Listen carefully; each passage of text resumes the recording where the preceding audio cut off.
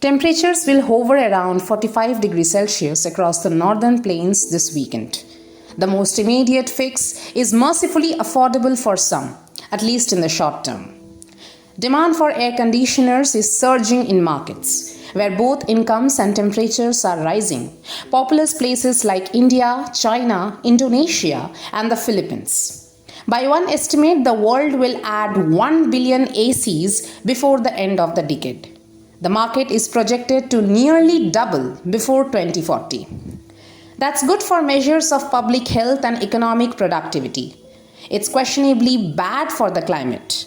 And a global agreement to phase out the most harmful coolants could keep the appliances out of reach of many of the people who need them the most. The logic behind the AC boom is simple. Economists note a spike in sales when annual household incomes near $10,000, a tipping point many of the world's hottest places touched recently or will soon. The Philippines passed the $10,000 threshold roughly last year, Indonesia within the last decade. We are operating in a limitless opportunity, said Kanwaljeetjawa, who heads the India wing of Daikin Industries Limited, the world's largest AC manufacturer. In recent years, he said, "Our sales have grown more than 15 times. This development has far-reaching consequences for public health, well-being, and economic growth. Purchasing an AC is a pivot away from poverty for individuals and for their communities.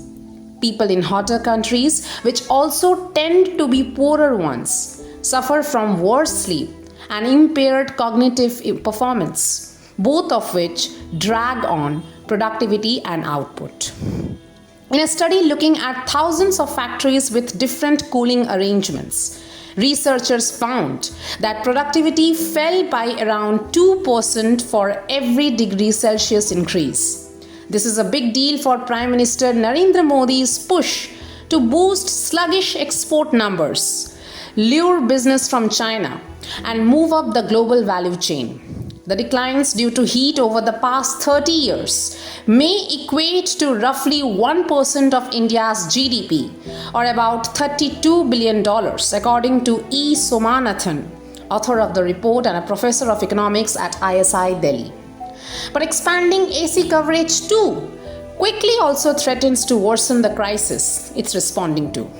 Most units use a refrigerant that's far more damaging than carbon dioxide. The nations where demand is growing fastest remain deeply reliant on coal-fired power, and most people can only afford the cheapest, most energy-inefficient units. If efficiency standards don't improve, then the planet will literally be cooked, said Abhasjha, a World Bank expert on climate change based in Singapore. One of the most common coolants, hydrofluorocarbons, can have 1,000 times the warming potency of carbon dioxide. Scientists estimate that failing to drastically lower dependence on HFCs could result in half a degree Celsius of warming by the end of the century, an enormous contribution to a rise that would trigger deadlier storms, droughts, and yes, more heat waves. In 2016, more than 170 nations agreed to start phasing out HFCs beginning in 2019, with wealthy industrial countries required to make the first deep cuts. There are less environmentally harmful coolants on the market, made by Chemersco and Honeywell International Inc.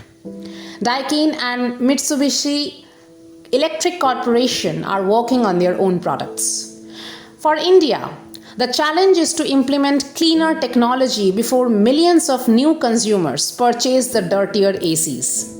Looking in their use for another decade, last year, the country logged some of its hottest weeks since 1901. Brutal heat waves pushed temperatures to 50 degrees Celsius on the subcontinent. The worst stretches killed hundreds of people, led to hours-long power outages, and even caused a giant landfill on the outskirts of India's capital to the spontaneously combust. To get more details, don't forget to like, share and subscribe to our channel Single World News, and also press the bell icon for the latest notifications.